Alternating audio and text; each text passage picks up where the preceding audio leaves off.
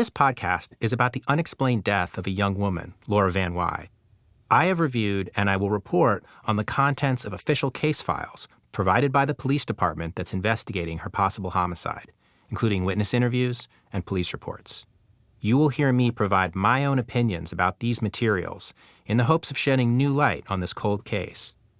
It's important to stress, no person has ever been charged or convicted of killing Laura, and everybody identified in this podcast is innocent until proven otherwise. Previously on Bonaparte. A lot of this, I think, is going to stay a mystery unless somebody decides to have that road to Damascus moment and come forward. They just felt that Missouri law enforcement didn't know anything. They lawyered up right away and refused to answer any questions or provide any information. And to my knowledge, 25 years later, they haven't provided any other information yet. So it was this thick and this tall and that big. So, I mean, there was a lot of case work to it.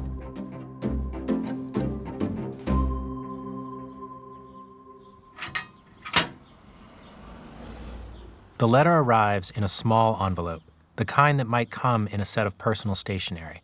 It's hand-addressed to Associate Circuit Judge in Cahokia, Missouri. Next to the address, someone has written legal notice, underlined it twice, and then below that, in all capital letters, do not open. The return address has the sender's name, a number, and a long set of initials. The envelope eventually makes its way to the Missouri Highway Patrol, where officers know what the number and the initials on the return address mean: an inmate number and the name of a Missouri State maximum security prison. The letter itself is written on simple lined paper in neat block letters. Like the handwriting, its contents are direct and to the point. To whom it may concern, around 13 years ago, a female was found dead. The location was about 1 mile west of Cahokia on the north side of the highway, laying in the ditch. She was beaten to death. I have pertinent information regarding this unsolved murder, i.e.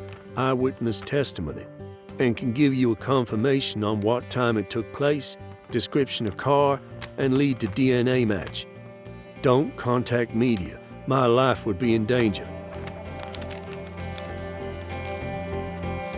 From Imperative Entertainment and Vespucci, I'm Jason Stavers, and this is Bonaparte.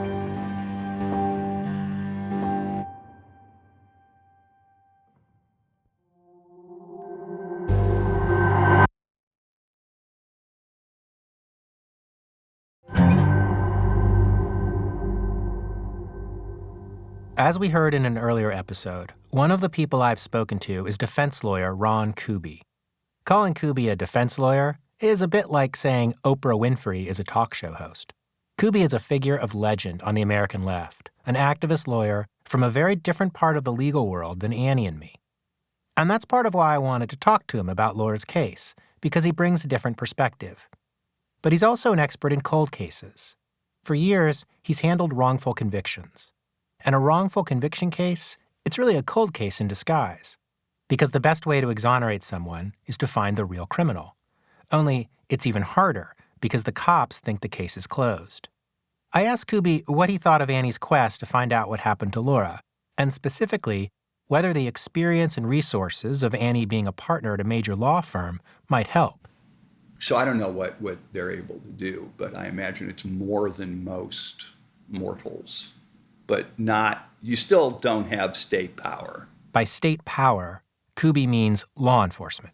Because state power just makes this so much easier.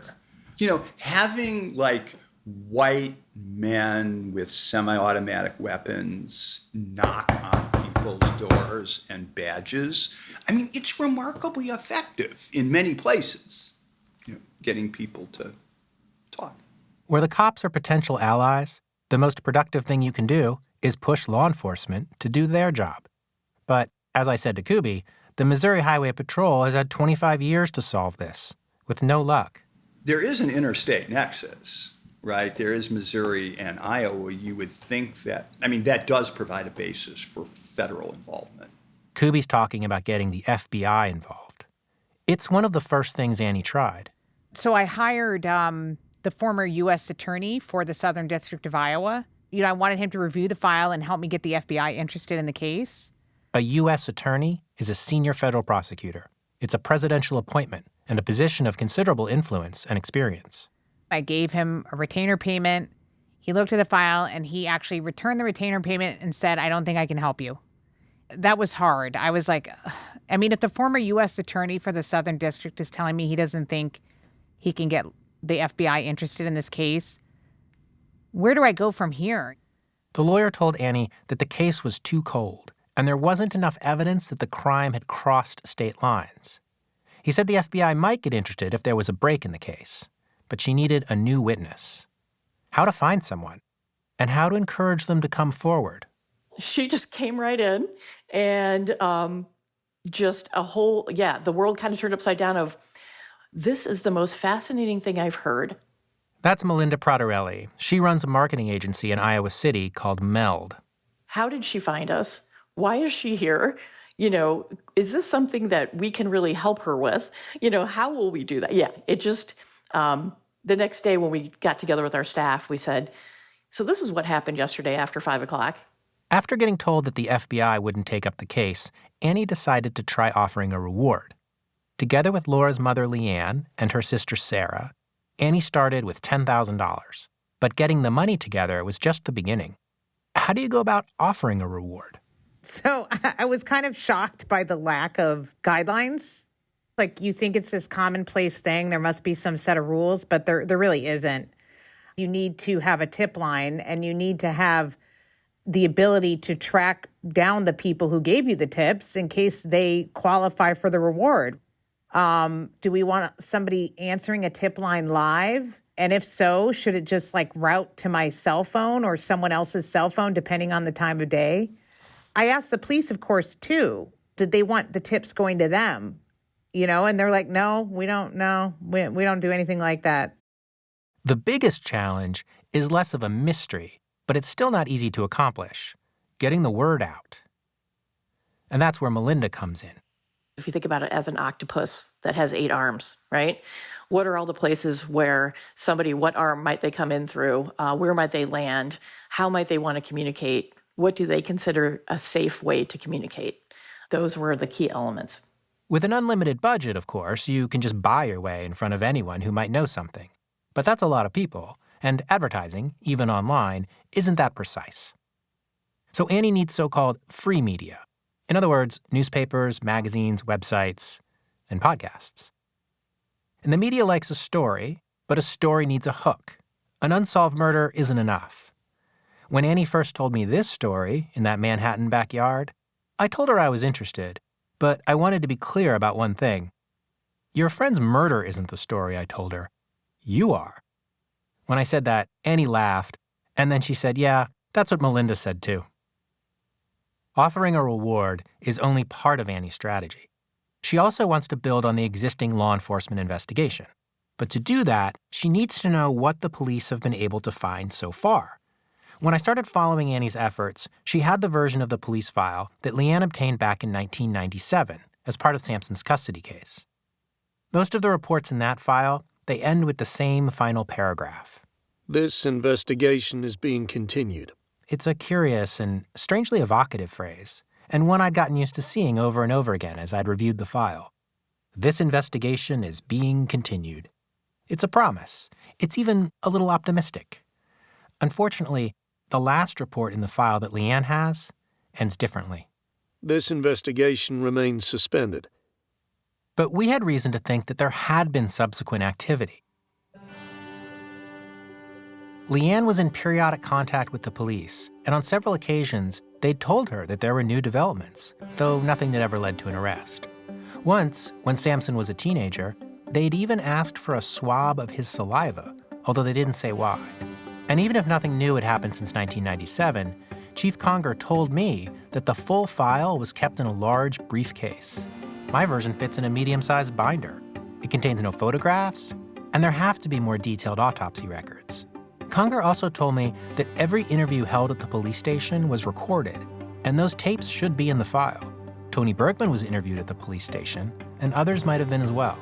For a litigator like Annie or me, handing us a report with missing documents is like waving a red flag in front of a bull. Litigation is all about documents. When you hear about a lawsuit costing a company millions of dollars in legal fees, the overwhelming majority of that money was spent obtaining and analyzing documents. We even have a special word for it. We call it discovery. In the last episode, I said that as a journalist, one of the things I miss most about being a lawyer is being able to put people under oath. Well, the other thing I miss is document subpoenas. At my old job, I subpoenaed individuals, corporations, law firms, laboratories, private equity firms, banks. But journalists don't get to issue subpoenas. We do get a pretty good consolation prize, however, the Public Records Act request, or what's sometimes called a Freedom of Information Act, or FOIA. Anyone can submit a Public Records Act request, and they can be quite fruitful. They are only good against the government, but nobody has more information on more subjects than the government. Missouri's Public Records Act is Chapter 610 in the Revised Statutes of Missouri, Sections 23 through 225. To greatly summarize, Missouri is required to provide any member of the public with whatever records somebody wants upon written request. Now, the other 221-odd sections, they're mostly exceptions to that rule, so in practice, it's not quite that easy. And cops really don't like to part with investigative materials. In fact, one of those exceptions is for active investigations. But Annie found a loophole. Because Leanne is the mother of the victim, she's entitled to information, especially with a cold case like this that has not been solved. So we submitted a public records request in May of 2020, and, they denied it. Of course they did. But that's okay. In discovery, getting rebuffed on your first attempt, it's merely the opening act. It's like a duel, where these rituals that you have to go through, tossing your gauntlet or examining your pistols before getting down to the action. We kept on them. Your office summarily denied the request on May 28th. I had an associate working with me on it, and he called. Your denial of the request violates Missouri's sunshine law. And he got some further information about why they were denying it. Because the investigation into Ms. Van Wyhe's death... We sent a follow-up letter in June. We construe your May 27th denial of the request. They did kick it up to kind of the highest levels of the Missouri State Highway Patrol legal department. We will interpret any further denial of the request as a knowing and purposeful violation of the Sunshine Law. I've been talking with their in-house lawyers there, and then the GC reached out to me. That's the Highway Patrol's general counsel, their top lawyer. He told Annie he wanted to produce the full file, but there was a problem. Basically, there was current activity going on. After nearly 25 years, something was happening in the investigation. According to the Highway Patrol's lawyer, anyway. A year earlier, I might have been excited by this, but Leanne's experience dampened my excitement. Every time I would call them, they would say, "Oh, I have to hang up. Your case just went hot." I'm like, what? The minute I call? How weird is that? I have to hang up immediately because my case went hot. From what I've seen, Missouri law enforcement officers in their individual capacity have treated Leanne with consideration and kindness. But as an institution, cops are just not welcoming of public scrutiny. They are plenty capable of fending off family members with vague claims that this just isn't a good time. Sometimes, though, the inquiry itself can make the case get hot because it prompts the police to do something. That's part of Annie's strategy, in fact, to keep the case on the Highway Patrol's radar screen. Just keeping on them causes things to happen in the case. And again, it's not necessarily, I don't mean to denigrate law enforcement. I know that they've done a lot on this file. No doubt they have. And they have other priorities in other cases. But just by being noisy, you keep this case a priority, and it does make a difference. And that might have been what happened here. Because as we would later learn, when the Missouri state lawyer told Annie that there was something going on in the case, he wasn't making it up. There was something going on in the case. And Annie's letter seems to have accelerated it. Remember Tony Bergman's unsettled, paranoid call to the sheriff that we heard in episode 4? She was found dead on the highway. That was on April 7th, 2020. The sheriff's deputy had promptly reported the call to the highway patrol, but 2 months later, there had been, as far as we can tell, no follow-up. Until June 2nd, when Annie sent her letter. Just a few days after that, the Missouri Highway Patrol finally interviewed Tony. Then, a few weeks after that, on July 29th, Annie texts me. The text is just 3 words. Got the file. Annie is optimistic that the full police file will offer more avenues to pursue, but we know it won't solve the case by itself. If the police could close this case based on what's in the file alone, it would be solved. So, Annie's efforts to get new evidence using the reward continue, which means Melinda's efforts to promote Annie's story also continue. I just said, we are going to have a lot better chance to get attention from the press and on websites and things if we do leverage who you are, because, it's impressive. She said, it's very Anne, so she's very succinct about things. She said, I understand that, and so I am okay with doing that. Essentially, she hears you on the strategy, right? So that became champion for Laura because of Anne's last name. Annie and Melinda have regular meetings, sorting out the logistics of the reward and the media strategy. On mine, it says connecting to audio. Yeah, I see that too. Okay. Early on, they agree there has to be a website, but that they need an 800 number as well. Annie records a greeting for the tip line, which, after much discussion, they decide should go straight to voicemail. The tip line for Laura Van Wyhe. The number, I should add, is 1-855-SOLVE-25. The website is at championforlaura.com. And we are offering a $10,000 reward for new information. The team also writes a press release. It reads like a magazine article, and that's on purpose.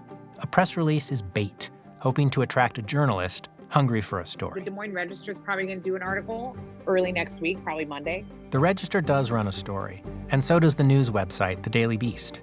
But to get the word out, free media still has to be supplemented with paid media, which will cost more money. That's why I think we should do ads. Advertising on Facebook, for better or worse, is a powerful tool to reach people, and the team develops a targeting strategy based on zip codes, education levels, age, and other factors. But in August 2021, they go public with the Facebook page and their publicity. Hello. Hi. Okay. That's unexpectedly nerve-wracking. The Facebook page for our reward went live. Tip line is live. I'm feeling very nervous. Yeah. Yeah. Can you expand on your feeling of nervousness? What are you nervous about? I guess just being so exposed, Mm-hmm. just being so out there with this. I mean, it makes me understand even more, why Laura's family, why specifically Sarah and Leanne would not want to be the people doing this. It's just kind of scary in a way. I'm going to have to really figure out how to use Facebook too, because I really don't know how to do it. So I'll let you know if anything comes in. I mean, I've got all these notifications going off constantly. I bet. Grasshopper notifies me, Facebook notifies me, it's kind of crazy. Sounds like you got plenty to do, so I'll let you go. Okay. All right. Bye. Have a good Have day, a good Jason. weekend. You Bye. too. Bye-bye. When the Missouri Highway Patrol finally coughed up the rest of the police file, they sent Annie a digital file, of course. Digital files have all kinds of advantages over paper, but there is something lost when the documents arrive on your computer screen. You can't immediately see how much you've got or what kind of materials they are. You can't flip through the pages to get a high-level sense of what you're working with. Pretty quickly, though, Annie and I figured out the main headline. There had been a significant development in the case in 2008. Something that spurred the police to re-interview important witnesses, to initiate a nationwide DNA collection effort, and make at least 2 visits to a state penitentiary. What stirred up the law enforcement anthill was a letter written by an inmate serving a long sentence for serious crimes, some of them violent. Since he told law enforcement he feared for his safety, we'll call him the informant. According to the letter, the informant could provide pertinent information regarding this unsolved murder, i.e. eyewitness testimony, and can give you a confirmation on what time it took place, description of car, and lead to DNA match. Some context is required here. Jailhouse informants are a common source of information for law enforcement, and they can be critical to arrest and conviction. But jailhouse informants are also controversial and deeply problematic. As much as half of all wrongful murder convictions are secured based on jailhouse informant testimony. Prisoners have an obvious incentive to lie, the possibility of reducing their sentence. And the prisons themselves provide the infrastructure of deceit. Entire networks of prisoners have been uncovered, feeding one another information about crimes and suspects and investigations so that a supposed informant can craft a compelling fake tip. A lead is a lead, however, and skepticism isn't reason enough to ignore this one. Missouri law enforcement springs into action with surprising speed. The letter is postmarked Wednesday, January 30th, 2008, and by the following Monday, prosecutors and the police hold a meeting at Missouri Highway Patrol headquarters in Jefferson City. The report on the Jefferson City meeting, it's the first of the new reports in the file, and its final paragraph reads, "This investigation is reopened and active." Reading that gave me goosebumps. By this time, 2008, Laura's case is the responsibility of a new Highway Patrol investigator, Sergeant Steve Wilhoit. Wilhoit has had the longest official role on Laura's case. He joined the investigations unit in 2005, and on day one, he was shown Laura's file. It was just one of those when you first start, you get your foot in the door, people in the unit already say, okay, you need to make yourself familiar with this case, and this case, and this case. So I think that was one of those cases, the Laura Van Wyhe case. Wilhoit spent 3 years as a uniformed cop in Kansas City before going to the academy to become an investigator for the Highway Patrol. It runs in the family. His uncle, Weldon Wilhoit, was second in command of the Highway Patrol when Laura died and was later promoted to superintendent of the patrol. When Weldon's nephew took over Laura's case, one thing was clear to him from the file. I do think this is a very solvable case. There's somebody up there that knows exactly what happened, and they just had been very tight-lipped over the last 25 years. When Wilhoit sees the letter from the informant, Laura's case has been on his desk, dormant, for 3 years. Maybe this letter is the key to cracking it. The police file reports that Wilhoit and another officer head to the prison, which is in another part of the state, to interview the informant. But as Wilhoit describes in his report, the informant is cagey. First, he only wants to speak face-to-face and not through the telephone and glass partition of the visiting area because he fears the call will be recorded. Then, once they get him moved to a private room, he's only willing to give the police some of what he says he knows and wants to be transferred to a different prison before he gives up any more. Wilhoit describes making 2 trips to the prison, several months apart, to get the full story. As detailed in Wilhoit's reports, the informant describes a roadside confrontation involving 2 men and a woman that he witnessed on Route 136 the night Laura died. It's not the most credible story. It changes a bit each time he tells it, and while the informant describes the woman in remarkable detail for a brief encounter 12 years earlier, his description doesn't match Laura at all. The informant also says he was with someone else that night, but when the police follow up with that person, they say the informant's story never happened. Even if the informant's story is true, it doesn't give Wilhoit much to go on. The informant only knows the last name of one of the people he claims to have seen, but a record search doesn't connect this name with any people of interest. All of this begins to feel like another dead end. But there is one detail in the informant's story, whether true or not, that ends up having a significant impact. Indeed, it may yet break this case wide open. The informant tells the investigators that one of the men has a bad cut on his hand, that he's bleeding, and that his blood was on the woman's clothes. Wilhoit takes note of this, and he has Laura's clothes re-examined by the crime lab in Jefferson City. In November of 2008, Wilhoit gets a phone call from the crime lab.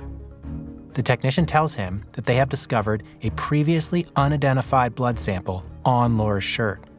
And what's more, the lab has been able to analyze the blood and now has a DNA profile. Wilhoit's short report of this phone call ends with this final paragraph. This investigation remains active.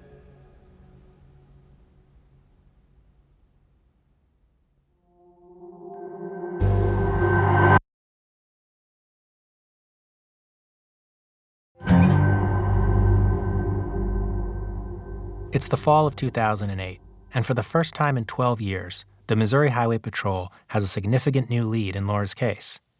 A jailhouse informant's tip prompts them to re-examine Laura's clothes, where they find previously unknown blood, and they've developed a DNA profile from that blood.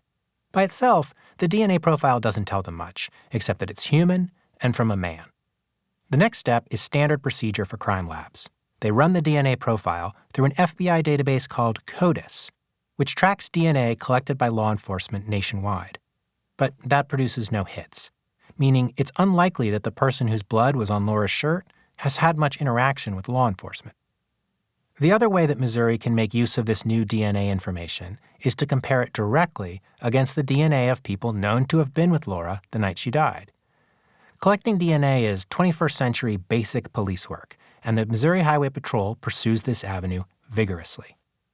They contact everyone from the truck driver who found Laura, who they locate living in Anchorage, Alaska, to her son Samson, who is now 14 years old and living in California. And of course, they take DNA from Tony Bergman and Donnie Knight. They also use the opportunity to have follow-up interviews with them. 2 weeks after the crime lab develops the DNA profile, the police contact the Bergmans. How they do it speaks volumes. First, they've gone to the trouble to get a search warrant, an order from a judge compelling Tony to provide a saliva sample for DNA testing. The police don't do this for any of the other half-dozen people from whom they collect DNA. Those requests are all voluntary. With Tony, they're not giving him an option to refuse. Second, they show up unannounced and in force. A total of 6 officers execute the warrant. When they roll up, Tony is coming out of the house, and he's loading up his car. It appears the police have arrived just as Tony and Sarah are going through one of their several breakups. 2 of the 6 cops follow Tony to the house he's staying at, a few minutes away. Once there, the police report indicates that they ask Tony to recount the events of the night Laura died. And he tells them the familiar story of driving Laura and Samson from Bonaparte to Cahokia, going to bed, and waking up to find Laura gone. Then the conversation gets more heated. The cop tells Tony that they've done a, quote, statement analysis on the written statement that Sarah gave them back in 1996, and that she'd been deceptive. I'm not sure if this is true or not. There's no record of any formal analysis in the file, and this is just the sort of thing cops say to witnesses to put pressure on them. Tony gets angry, saying that the cops were, quote, pointing a finger at him. More macho posturing follows. I told Bergman I had not once pointed a finger at him, and I asked Deputy Kovar if I had, and Deputy Kovar stated no one had pointed a finger at Bergman. Then the report says this. Bergman stated he was looking at lethal injection. The cops ask Tony who he thinks, quote, did it. Tony says he's suspicious of the Highway Patrol and wants to know where Officer Clemens was that night. It's a novel entry in speculation bingo, I'll give him that. The interview continues in a roundabout fashion. It's police interviewing 101. The cops are keeping him talking, going back over the same ground, listening for inconsistencies or new bits of information. At one point, there's this. Bergman stated for the last 10 years, anyone who stayed with him was told not to leave without letting him know. Eventually, the interview ends, and the report notes that Tony is getting repeated phone calls asking what's going on and what the police want. The report doesn't say who's calling, but I assume it's Sarah, who's back at her house with Sergeant Wilhoit and the 3 other officers. Sarah is also interviewed that afternoon, and there are 2 interesting aspects of that conversation. She tells Wilhoit that she still has the green jacket Laura was wearing the night she was killed. Sarah claims it was in their trailer when the police searched it in 1996, that they knew it was there, but they didn't take it. This is strange, that she would have held on to a dead woman's jacket for 12 years, and implausible that the police would have ignored it in their search. The jacket was listed on their search warrant as an item they were seeking. Anyway, she says she will find it and provide it to the police now. The police don't take a DNA swab from Sarah because the blood on Laura's shirt has male DNA. The interview with Sarah ends at 4:58 p.m. At 6:20, Wilhoit gets a phone call from Donnie, who wants to know why the case has been reopened. Wilhoit tells him he can't talk about it over the phone, and they agree to meet the next morning. This is more cop gamesmanship, of course. Wilhoit has no intention of telling Donnie anything about his investigation, on the phone or in person. He wants to look Donnie Knight in the eye and get his DNA. He gets his chance at 10 o'clock the next morning. He and 2 other officers meet with Donnie. For some reason, they meet at a McDonald's.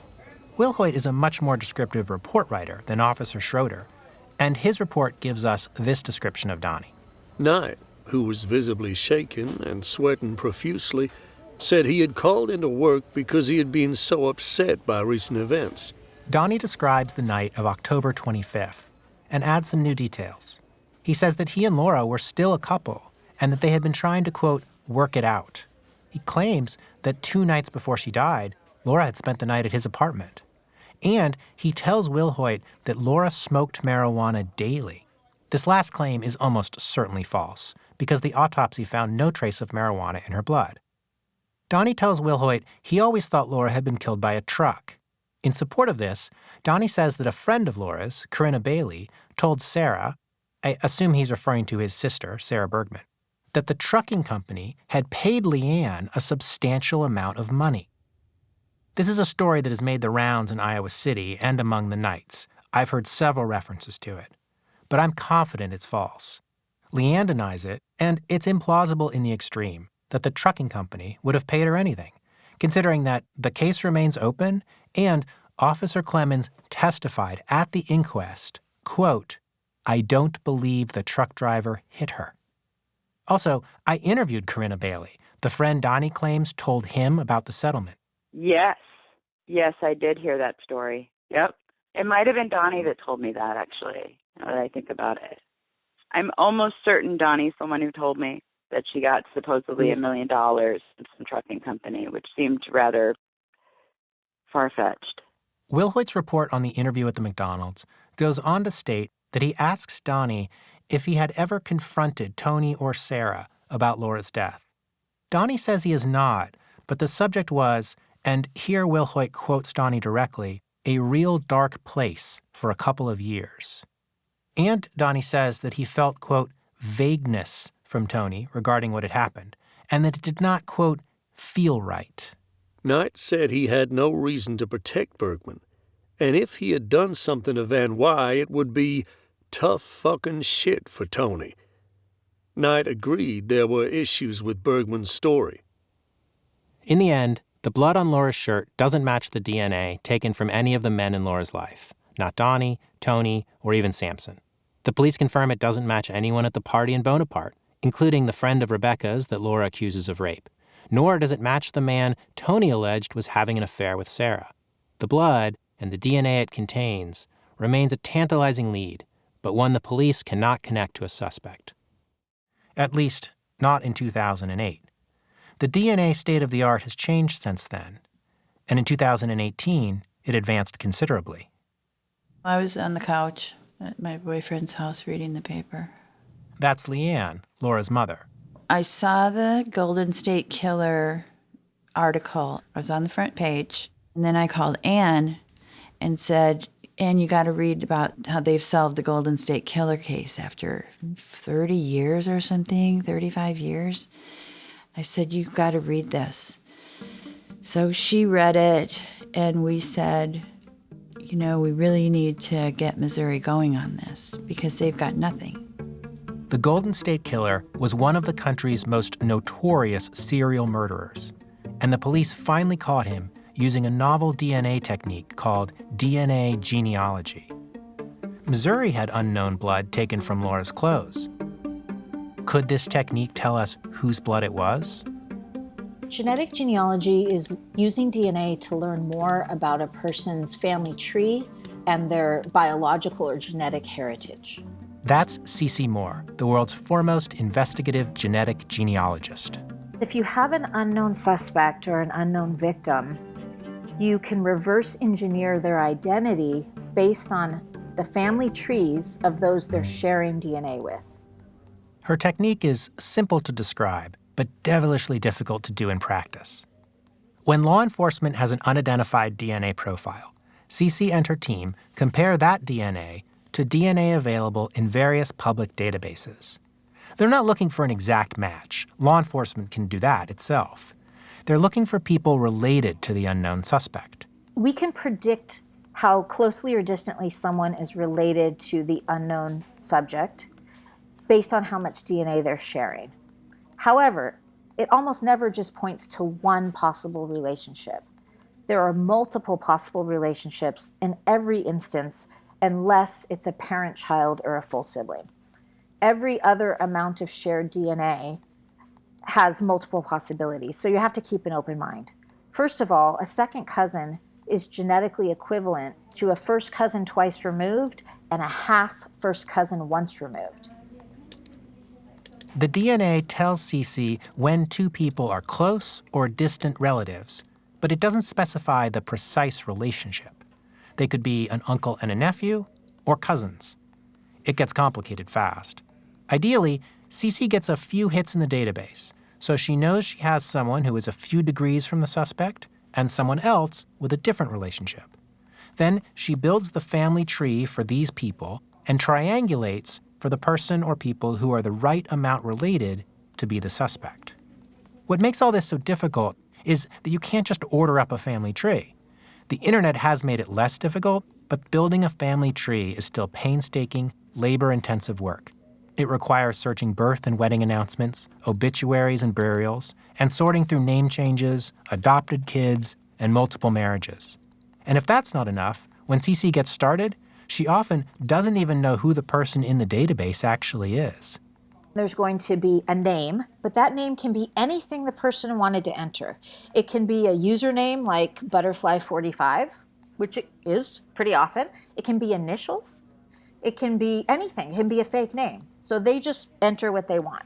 Hopefully, for our sake, it's a real name and it's an unusual name that we can research, but it might not be. And then what's really important is there is an email address. Oftentimes, that email address is what really helps us identify who that match is.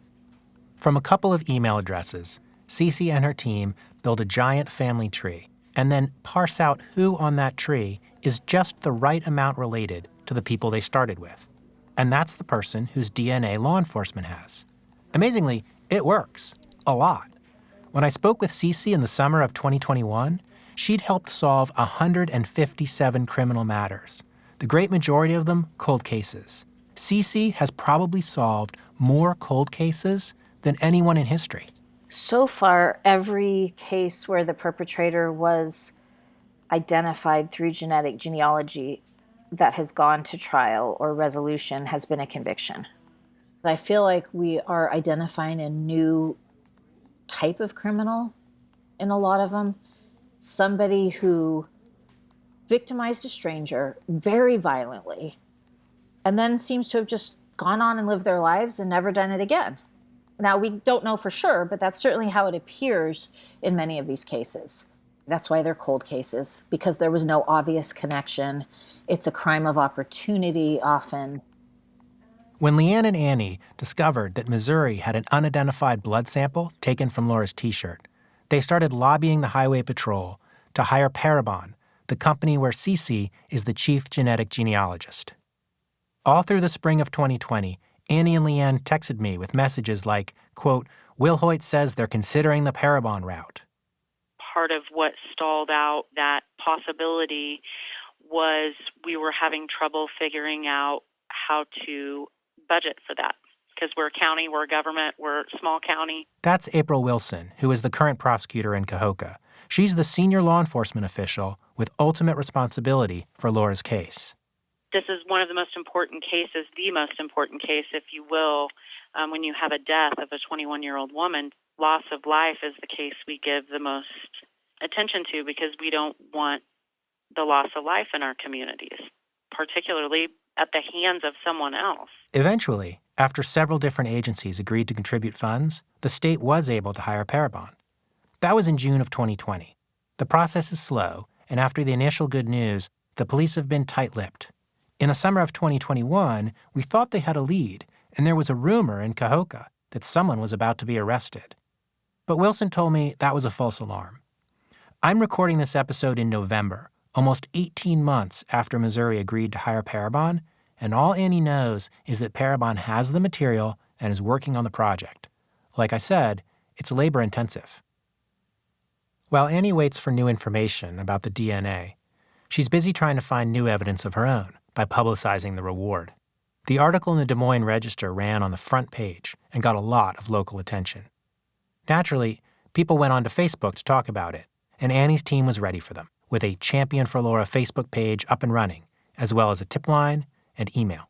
It's a lot of people from Cahokia and Bonaparte, honestly, who may or may not have a tangential connection to this case, but they have helpful information, like this is the gas station that's actually open at 2 a.m. It's stuff like that like you really can't find, just from looking online, and it's not in the police file.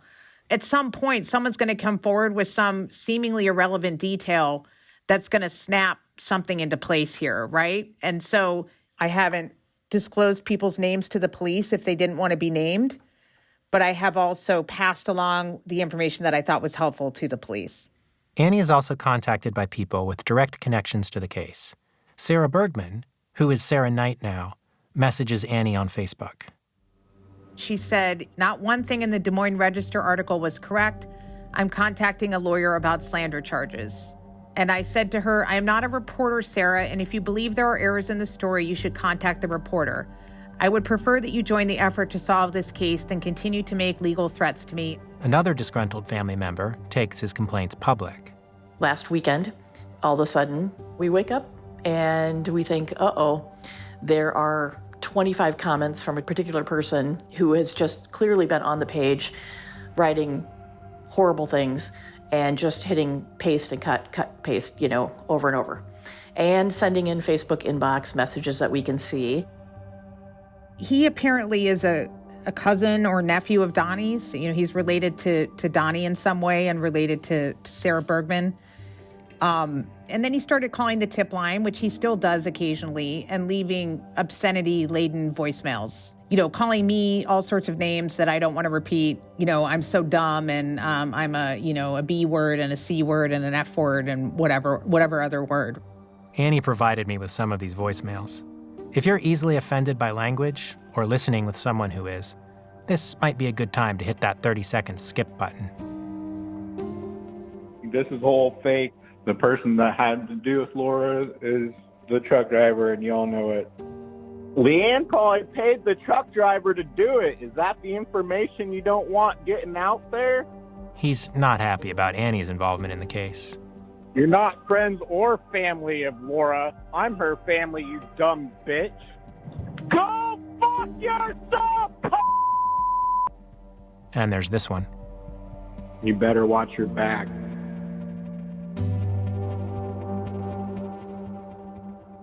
It's not just attacks on Annie that are a problem. There's a lot of amateur sleuthing, some of which can get irresponsible. People with an axe to grind or who have a conspiratorial mindset, they make allegations and offer dubious theories. Annie and her team moderate the Facebook page, blocking the really offensive stuff and encouraging people to keep the conversation civil and productive.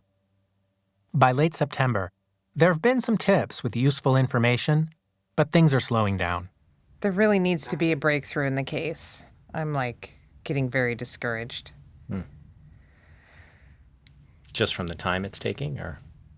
Yeah, and just the lack of interesting info coming through the tips. It's just all very well, I think this person did it. It's okay, give me some info, It's just disappointing.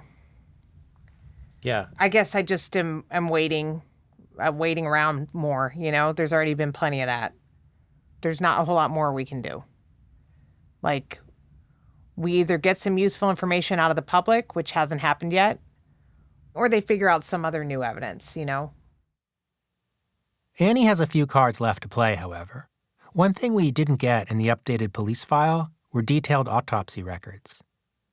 Since Jim Trainum first suggested to Annie that she hire a medical examiner to review those records, she's been trying to locate them. But the bureaucracy has resisted. The autopsy was done in Illinois, at the hospital Laura was taken to that night. But the medical examiner was a private contractor, so there's confusion over who retains the records. Plus, there was a flood several years ago that destroyed some old records. Missouri claims they don't have the records at all, although we know they did at one point because there's a report in the file that they obtained a copy from Illinois in 2008. Annie is still pushing. And then there's this podcast. For nearly 2 years, I've been following Annie's efforts, and she's taken hours out of her packed schedule to discuss the case with me. It's a gamble. She has no editorial control and no promise that the podcast will even reach an audience. But when it launches on October 26th, the 25th anniversary of Laura's death, she hopes it will generate more interest, and just maybe, someone listening will come forward with critical information.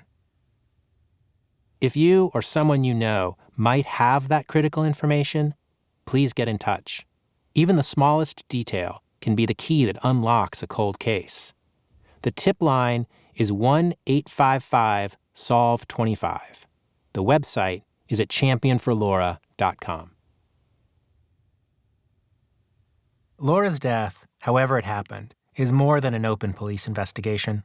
It was and remains a personal tragedy for those who knew her, and it has changed the course of their lives in profound ways. From the moment Annie first told me about what happened, there was one person whose story I wanted to hear more than anyone else's. It's definitely kind of a butterfly effect in terms of minute details that could have changed that would have meant that, like, you know, my mom lived and I had never moved to California with my grandmother. Laura's son Samson was just 14 months old when Laura died, and not yet 4 when his grandmother Leanne took him to California. She raised him there, and Samson had virtually no contact with his father, who Leanne blamed for Laura's death. It took me a few months to get in touch with Samson. He was traveling and hard to pin down. When he settled, however, he'd landed in the most surprising, or perhaps the most obvious, place of all. I am in a little town about 20 miles away from Iowa City, at my father's house right now. It's pretty chill. That's next time on Bonaparte.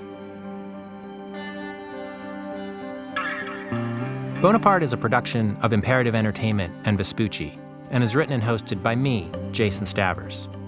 For Imperative Entertainment, the executive producers are Jason Hoke and Andrew Richards. For Vespucci, the executive producers are Daniel Turkin and Johnny Galvin, with story guidance from Matt Willis and Pete Sale. The series producer is Thomas Curry. The executive producer is Emma Wetherill. Original music by Thomas Ross Fitzsimmons. Audio mix and sound design by Peregrine Andrews at Moving Air. Voice acting by Matt Addis.